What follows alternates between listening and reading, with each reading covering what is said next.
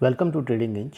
आज हम देखेंगे कि वो कॉमन मिस्टेक्स क्या रहती हैं जो सारे बिगिनर्स तो करते ही हैं, जो एक एक्सपीरियंस ट्रेडर भी उनको करके और उनसे सीख लेके आगे बढ़ जाते हैं। तो अगर हम उनको पहले ही जान लें कि वो कॉमन मिस्टेक्स क्या रहती हैं, वो गलतियाँ क्या रहती हैं, तो हम और पैसा खोने से बच सकते हैं। क्योंकि जब हम उसको कर रहे होते हैं तब हमें पता नहीं रहता कि ये वाकई में मिस्टेक्स हैं या नहीं है। तो इससे बाहर आप कुछ और कर ही नहीं सकते, क्योंकि यही सब पैटर्न फॉलो करते हैं और सारा अपना पैसा लूज़ करते हैं। आपको तब पता चलता है जब आप बहुत बड़ा पैसा खो चुके होते हो, या तो आपका अकाउंट बर्स्ट हो चुका होता है, तब आपको पता चलता है कि आपकी गलती क्या हुई है। अगर हम उसको पहले ही जान लें तो आपका अकाउंट ज़ीरो होने से बच सकता है। तो सबसे पहला हम देखेंगे running behind the perfect setup. हम लोग सब एक परफेक्ट सेटअप की खोज में दौड़ते रहते हैं। हम ये सोचते हैं कि एक परफेक्ट सेटअप एक प्रोफेशनल ट्रेडर के पास होता है, जो कि वो किसी को बताता नहीं है और वो खूब पैसा बनाता है। लेकिन एक्चुअल में एक परफेक्ट सेटअप होता ही नहीं है। उनका जो सेटअप रहता है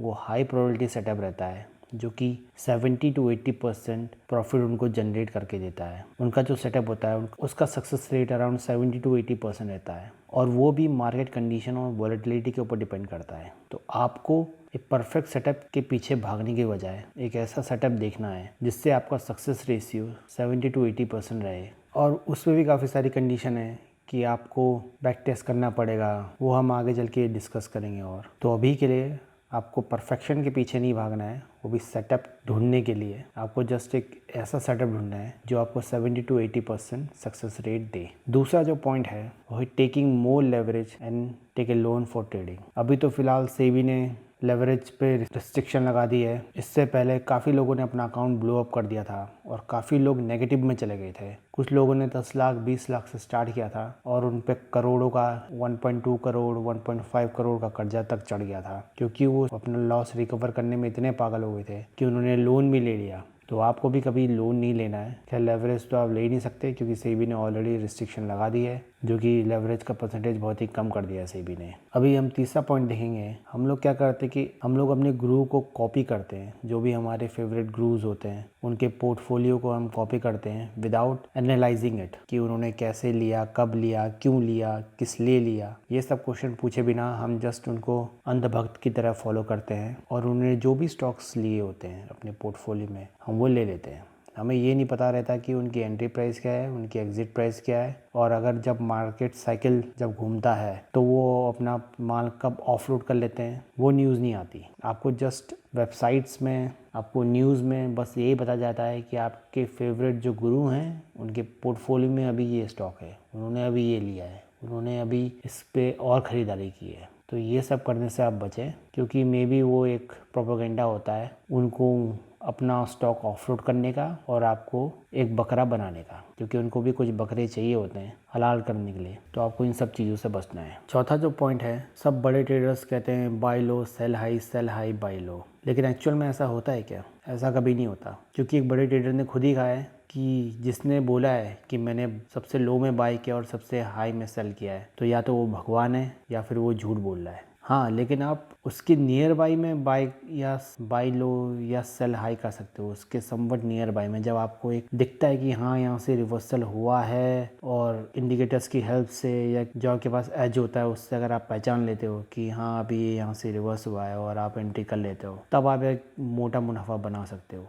लेकिन एक्चुअल में जो कोई कहता है कि मैंने बाय लो किया था, सेल हाई किया था, सेल हाई किया था, बाय लो किया था, तो वो मेयरली आपको फंसा रहे अपनी स्कीम्स में। पांचवा जो है taking paid calls on social media platform. Actual में जो बड़े ट्रेडर्स रहते हैं, बड़े क्या छोटे भी जो रहते हैं, वो अपना स्क्रीनशॉट शेयर करेंगे, आपको फंसाएंगे, फिर बोलेंगे कि आ जाओ हमारा टेलीग्राम और व्हाट्सएप चैनल ग्रुप ज्वाइन करो। फिर वो कॉल्स देंगे आपको कुछ फ्री में। तो अगर उनके कॉल हिट भी हो गए, आपका कुछ थोड़ा बहुत पैसा बन भी गया, तो फिर कहीं अगर आपको और ज़्यादा पैसा कमाना है तो आप हमारी पेड्स कॉल लो। फिर आप उनके पेड्स कॉल लोगे, फिर बाद में पता चलेगा कि जितना पैसा आपने कमाई नहीं था उसके 3-4 गुना तो हमने गवा ही दिया है। मैंने भी एक्चुअली एक पेड सर्विस ली थी। एक्चुअली क्या हुआ था कि मैंने जिससे क्लासेस ली थी, तो उन मैडम से मैंने एक पेड सर्विस ली। उन्होंने बोला कि मेरे सारे स्टूडेंट ने अपनी फ़ीस रिकवर कर ली है, तो उनकी फ़ीस मैं बता देता हूँ। उनकी फ़ीस 3-4 हज़ार रुपये थी, जो कि एक बेसिक कोर्स के लिए इतनी रहती है, 3-4 हज़ार रुपये। तो फिर उन्होंने बोला कि आप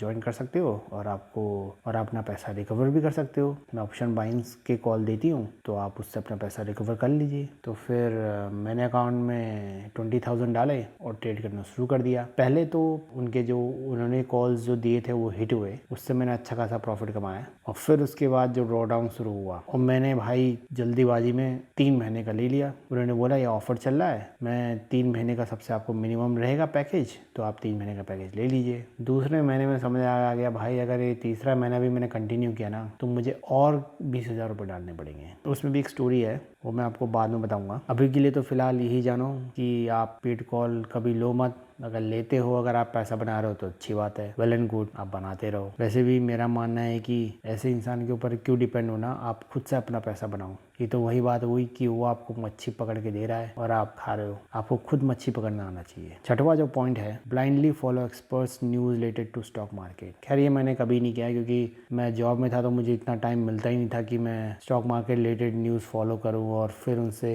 रिलेटेड बाइंग और सेलिंग करूँ। इसमें भी 2 चीज़ें हैं, कुछ लोग तो वो जो रिकमेंडेशन देते हैं उन पे ट्रेड लेते हैं, और कुछ लोग जो रिकमेंडेशन देते हैं उनसे उल्टा ट्रेड लेते हैं। क्या मेरे एक दोस्त ने काफ़ी पैसे बनाए, वो जो बाई की रिकमेंडेशन देता था वो उसको सेल करता था, तो उसके पैसे बन जाते थे। लेकिन वो भी उसने एक टाइम तक बनाया है। जैसे कि आपने हाल ही में न्यूज़ देखा होगा कि एक CNBC आवाज़ का एक एंकर पकड़ा गया है। 2020 खेलता था वो, और 2020 खेलते खेलते उस अपना अकाउंट बढ़ाया और एडिडास का अकाउंट 0 कर दिया। और दूसरा हम फॉलो करते हैं कि हमें कुछ हिंट मिल जाए कि कहीं पर बड़े स्टॉक की या सेक्टर्स की बाइंग हुई है, या फिर कुछ टर्नओवर ऐसा कुछ आने वाला है, या फिर कुछ 1-2 देशों का कुछ ऐसा हुआ है, तो वो सब हम देखते रहते हैं कि हमें कुछ ऐसा हिंट मिल जाए। लेकिन एक्चुअल में वो जो न्यूज़ होती है बहुत ही आते आते वो काइंड ऑफ बासी हो जाती है, पुरानी हो जाती है, क्योंकि ऑलरेडी सब एक्टिविटी हो जाती है अंदर ही अंदर। जैसे कि हम बोलते हैं इनसाइडर ट्रेडिंग, तो इनसाइडर न्यूज़, तो ये सब पहले ही हो जाता है। आप जैसे शिकार होते हो उन बड़े शिकारियों के लिए, तो अगर आप प्राइस को फॉलो करोगे तो माइट भी आप पहले से एक्शन पता कर सकते हो, क्योंकि प्राइस टेल एवरीथिंग। फिर जो 7वां जो पॉइंट आता है कि हम एक्सपेंसिव पेड कोर्सेज और ट्रेनिंग और सेमिनार्स ज्वाइन करते हैं।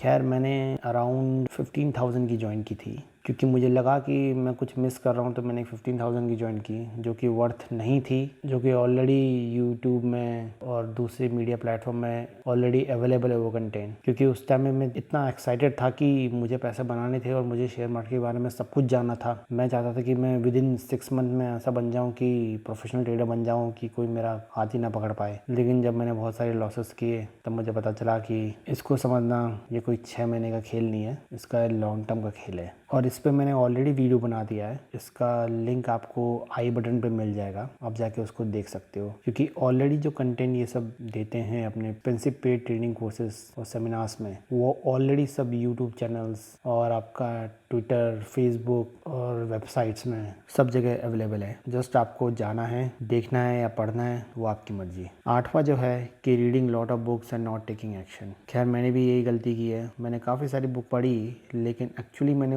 बहुत ही कम उसमें से इम्प्लीमेंट किया, क्योंकि मैं बुक पढ़ते पढ़ते ही मुझे इतना अच्छा लगा कि मैं आधी चीज़ तो इम्प्लीमेंट ही नहीं कर पाया। एक्चुअल में बुक हमें बहुत ही लिमिटेड पढ़नी चाहिए और बहुत ही to the point, to the precise पढ़नी चाहिए, क्योंकि ऑलरेडी मार्केट में बुक बहुत सारी है। और मैंने ये बात समझी कि जब तक आप एक खुद का एक्सपीरियंस नहीं लोगे शेयर मार्केट में, तब तक आप कितनी भी बुक्स पढ़ लो आपको कुछ नहीं आएगा। बुक्स पढ़ते वक्त तो हमें अच्छा लगता है, लेकिन एक्चुअल में जब हम उसको इम्प्लीमेंट करने जाते हैं तो स्टोरी कुछ और ही होती है। आपने भी जैसे अपनी 12th या ग्रेजुएशन की होगी, लेकिन जब आप जॉब में जाते हो तो वहाँ कुछ स्टोरी अलग ही होती है। मैं दावे से बोल सकता हूँ कि मैंने जो भी पढ़ाई की है उसका 0.001% ही आई थिंक इम्प्लीमेंट हुआ है मेरी जॉब में। बाकी जॉब में ऑलरेडी रूल सब डिफाइंड रहते हैं और वही करना पड़ता है। तो सेम थोड़ा इसमें भी वैसी है, जो भी आप अपने एक्सपीरियंस से सीखते हो आपको वही आगे सक्सेस दिलाता है। और फिर जो फॉरेन ऑथर्स की हम बुक्स पढ़ते हैं वो इंडियन मार्केट के कंटेक्स्ट में उतने सही नहीं होते, उतने एक्यूरेट नहीं होते।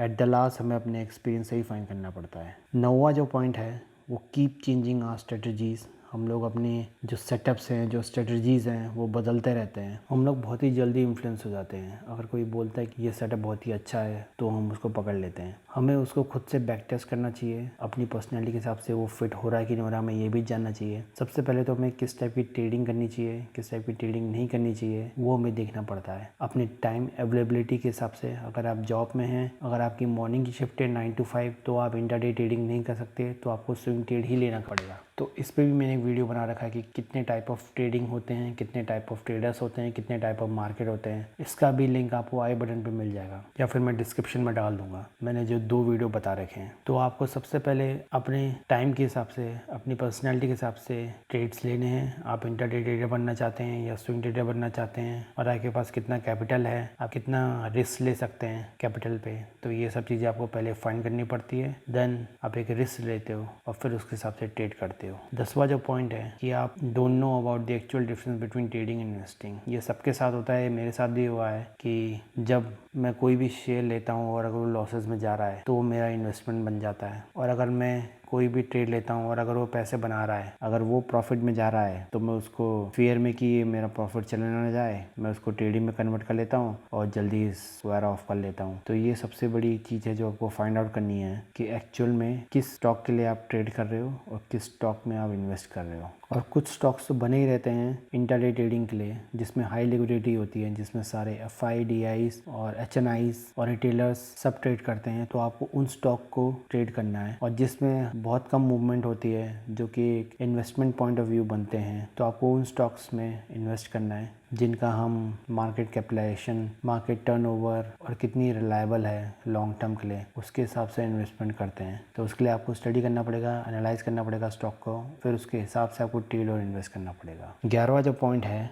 हम ट्रेड और इन्वेस्ट इन चीप स्टॉक्स, जो कि 2-3 रुपये से लेके 20-25 रुपये तक जो स्टॉक्स रहते हैं, हम उसमें ट्रेड करते हैं। और कभी कभार तो इन्वेस्ट भी कर लेते हैं, सोचते हैं कि ये कभी ना कभी तो बढ़ेगा ही। अभी मैं हाल ही का एग्जांपल दूँ तो ऐसे स्टॉक्स हैं जैसे Suzlon, idea, PC jewellers, Reliance, power. तो ये कुछ ऐसे स्टॉक्स हैं जो कि अभी बहुत ही चीप में अवेलेबल हैं, और इनमें, और हाँ, यस बैंक भी है उसमें से, और इनमें ट्रेडिंग बहुत ज़्यादा होती है। इनमें ट्रेडिंग टर्नओवर इतना रहता है क्योंकि कुछ लोग इसको हज़ार के लॉट में उठा लेते हैं, क्योंकि 5,000 में आपको 1,000 में स्टॉक्स आ जाते हैं इन सब चीप स्टॉक्स के। और वहीं अगर आप रिलायंस लेने जाओ तो आपको 4,000 के अराउंड 2 ही स्टॉक्स आएंगे। तो इन स्टॉक से आपको ट्रेड करने से बचना है। हाँ, कभी कभार आप ट्रेड करके पैसा बना सकते हो, लेकिन हर रोज़ बहुत मुश्किल रहता है, क्योंकि इसमें बड़े ट्रेडर्स भी रहते हैं, FIDIs भी रहते हैं, जो कि इनको घुमा देते हैं ऊपर से नीचे, नीचे से ऊपर। तो आपको उसी के हिसाब से ट्रेड लेना है। 12वां जो पॉइंट है, averaging the losses in trading. खैर ये चीज़ मैंने तो कभी नहीं की है कि अगर मैं स्टॉक बाय कर रहा हूँ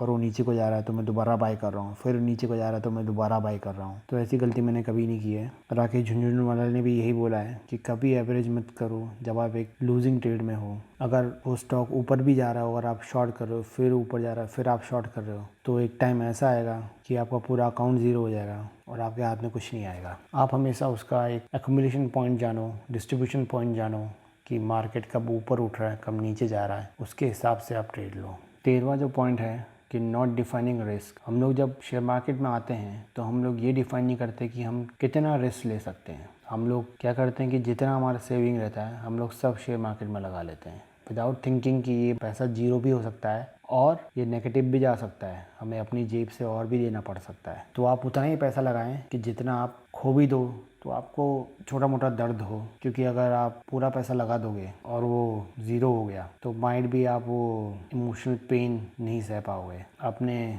सुसाइड की भी खबरें सुनी होंगी शेयर मार्केट में, तो वो इसलिए रहता है कि उनका ग्रीड इतना हाई रहता है कि वो बिना ये सोचे कि इसका डाउन साइड कितना हो सकता है वो अपना सारा पैसा लगा देते हैं, और जब वो उसको खो देते हैं और फिर उसके बाद जब कुछ लोग रिकवर करने आते हैं उनके पास, तो वो पेन सह नहीं पाते हैं और वो सुसाइड कर लेते हैं। तो आपको अपनी फैमिली के बारे में सोचना चाहिए और उतना ही रिस्क लें कि जितना आप सह सकते हो, उससे ज़्यादा मत लीजिए। तो इसलिए आपको एक पोजीशन साइजिंग, रिस्क मैनेजमेंट और सबसे बड़ी चीज़ स्टॉप लॉस, ये आपकी 3 प्रायोरिटी होनी चाहिए अगर आप लॉन्ग टर्म गेम प्ले करना चाहते हो। तो FOMO, fear of missing out, ये 14 पॉइंट है। ये हम सबको होता है, ये मुझे भी होता है, क्योंकि जब हम सोशल मीडिया में देखते हैं, ट्विटर में देखते हैं, फेसबुक में देखते हैं, यूट्यूब में देखते हैं, उसमें सभी हल्ला मचा रहे होते हैं कि हमने ये इतने पैसे कमाए, मार्केट अभी ऊपर जा रहा है, हमने इस स्टॉक में लगाया तो इतने पैसे कमाए। तो हमें लगता है कि यार कि हम ही रह गए हैं, बाकी तो सब पैसे कमा रहे हैं, पैसे छाप रहे हैं। तो फिर हम भी टाउन में आके घुस जाते हैं, और जब हम घुसते हैं उस स्टॉक में तब पता चलता है वो ऑलरेडी ऑल टाइम हाई में चल रहा होता है, और वहाँ से फिर वो रिवर्सल लेता है। और फिर जब हम सोचते हैं कि यार तो चलो थोड़ा सा लॉस हुआ, थोड़ा और सह लेंगे, फिर और नीचे जाता है, फिर हम सोचते चलो थोड़ा सा और सह लेंगे, ऐसे सहते सहते फिर वो नासूर बन जाता है, फिर वो पेन बहुत ही बढ़ता रहता है। तो इसलिए आपको सब चीज़ें एनालाइज करने के बाद ही ट्रेड लेना चाहिए। किसी के बहकावे में, किसी के इन्फ्लुएंस में, किसी और को देख के कि उसने पैसा बना दिया, तब आपको ट्रेड नहीं लेना चाहिए, क्योंकि आपको नहीं पता कि वो किस पॉइंट पे एंट्री हुआ है, और आपने उसके अकाउंट में देखा नहीं है कि एक्चुअल में उसने ट्रेड लिया है या नहीं लिया है, या फिर वो अपना कुछ एक और चीज़ बेचने के लिए आपको बता रहा है कि देखो मैंने इतने पैसे कमाए इस ट्रेड से। अब हम इसका 15वां पॉइंट देखेंगे। 15वां पॉइंट इसका एक सोल्यूशन टाइप का है कि एग्जैक्टली आपको करना क्या चाहिए। हम कह सकते हैं कि ये नियर टू सोल्यूशन है, जो कि एक एंड पॉइंट पे जब आप almost 5 year of experience gain कर लेते हो तब आपको समझ में आता है कि एग्जैक्टली क्या इंपॉर्टेंट है और क्या इंपॉर्टेंट नहीं है। क्योंकि ट्रेडिंग एक पूरा एक कंपनी की तरह काम करता है। जो कोई भी एक कॉर्पोरेट इंडस्ट्री या कंपनी में काम करता है तो वो इस चीज़ को लीड कर पाएगा कि आप खुद के ही प्रोजेक्ट मैनेजर होते हो, आप खुद के ही लीड होते हो जो उस प्रोजेक्ट को लीड करते हो, आप खुद के ही उसके एसोसिएट होते हो जो उस काम को करता है, आप खुद के ही एचआर होते हो जो कि दूसरी एक्टिविटीज़ देखता है। ऑलमोस्ट मतलब ट्रेडिंग एक ऐसी चीज़ है जहाँ पर आपको सारे लोग खुद ही करने हैं, और इसमें आपका माइंडसेट बहुत ही स्ट्रांग होना चाहिए। ये एक चीज़ ऐसी है कि अगर आप अपने घर के प्रॉब्लम्स या इश्यूज़ अगर आप ढंग से टैकल नहीं कर सकते तो ज़रूरी नहीं कि आप ट्रेडिंग और इन्वेस्टिंग में भी अच्छे से चीज़ें टैकल कर पाओगे। तो इसलिए अगर आप ट्रेडिंग और इन्वेस्टिंग में सक्सेस होना चाहते हो, जो कि आपको अपना माइंडसेट इम्प्रूव करना है, जो कि आपको अपने आप को जानना है, अपनी आप की लिमिटेशन को जानना है कि आप क्या चीज़ कर सकते हो और आपको कहाँ इम्प्रूव करना है। जैसे जैसे आप अपने आप को एक लर्निंग मोड में डालते हो और एक इम्प्रूवमेंट मोड में डालते हो तो आप ऑटोमेटिकली अपने पर्सनल लाइफ में भी इम्प्रूव होते हो, क्योंकि ट्रेडिंग और इन्वेस्टिंग आपके पर्सनल लाइफ से डिफरेंट नहीं है। अगर आपका किसी पर्सनल चीज़ से माइंड इफेक्टेड है और अगर आप बहुत ही इमोशनल हो तो वो ऑटोमेटिकली आपके ट्रेडिंग को भी इफेक्ट करेगा। तो इसलिए मोस्ट ऑफ द जो प्रोफेशनल ट्रेडर रहते हैं वो सलाह देते हैं कि अगर आपकी किसी दिन कुछ एक बड़ा पर्सनल इशू हो जाता है घर में, या किसी आपके बहुत ही करीबी रिलेटिव का एक्सीडेंट हो जाता है या डेथ हो जाती है, या फिर आपका वाइफ से बहुत बड़ा झगड़ा हो जाता है, तो वो लोग उसको रिकमेंड करते हैं कि आप उस दिन ट्रेडिंग ना करें जब तक कि आपका खुद का मूड सही नहीं हो जाता, जब तक कि आप खुद से नहीं बोलते कि नहीं अब मैं ठीक हूँ और मैं अब डिसीज़न अच्छे से ले सकता हूँ। क्योंकि trading is like a robot. जो रोबोट जो होते हैं वो बिना किसी इमोशन से अपनी ट्रेड को एग्जीक्यूट करते हैं, और अगर उनको लॉस दिखता है तो अपना लॉस काटते हैं, अगर उनको प्रॉफिट दिखता है तो अपना प्रॉफिट रन करते हैं, और वो अपनी सिस्टम को बिना किसी क्वेश्चन से एग्जीक्यूट करते हैं। सेम यहाँ पर भी ऐसी है। आपको अपने आप को जानना है, अपनी लिमिटेशन को जानना है, अपने माइंडसेट को इम्प्रूव करना है, और आपको अपने इमोशन, ग्रीड, फियर और होप, इन तीनों को चेक करना मार्केट में कहीं कोई ज़्यादा तो नहीं बढ़ा। क्योंकि हालांकि ये प्रोसेस पैसे कमाने का है शेयर मार्केट से, लेकिन एक्चुअल में आपको पैसे के बारे में नहीं सोचना है जब आप ट्रेड लेते हो। जहां आप ट्रेड लेने के वक्त ये सोचते हो कि मैं इस कमाए हुए पैसे से अब यहाँ घूमने जाऊँगा, अब ये करूँगा, अब मैं कार लूँगा, या फिर मैं कुछ अपनी और ज़रूरतें पूरी करूँगा, तो वहाँ आपका अपने ट्रेड से माइंड लूज हो जाता है। आपको प्रॉफिट एंड लॉस को एक पॉइंट्स की तरह देखना चाहिए। मैं एक पॉइंट्स की तरह देखता हूँ कि मैं इतने पॉइंट्स ही लूज़ कर सकता हूँ और इतना मैक्सिमम पॉइंट गेन कर सकता हूँ। आपको अपना रिस्क टू रिवॉर्ड रेशियो पहले ही सेट करना चाहिए, आपको अपना पोजीशन साइजिंग सेट करना चाहिए, आपको कोई भी ट्रेड इमोशन में नहीं लेना चाहिए। ऐसा नहीं होना चाहिए कि अगर आप किसी भी ट्रेड में बहुत ही ज़्यादा 100% आपको कन्विक्शन है कि ये ऊपर ही जाएगा या फिर नीचे ही जाएगा, तो आपको उसमें अपना 100% कैपिटल नहीं लगाना है, आपको 1 या 2% ही कैपिटल लगाना है। हालांकि आप 1-2 बार उसमें से अच्छा प्रॉफिट बना सकते हो, लेकिन इन लॉन्ग रन आपको एक बहुत बड़ा नुकसान होगा। तो मेक श्योर कि आप अपने माइंडसेट में काम करें, अपनी साइकोलॉजी पे इम्प्रूव करें और दूसरों की साइकोलॉजी समझने में अपना टाइम लगाएं, और धीरे धीरे करके मार्केट की हर चीज़ों को समझें। मैं भी अभी यही चीज़ कर रहा हूँ, और जैसे जैसे मैं कुछ एक नया सीखता रहूँगा मैं भी आपको ऐसे ही बताते रहूँगा। So stay tuned for more update. Thank you for watching this.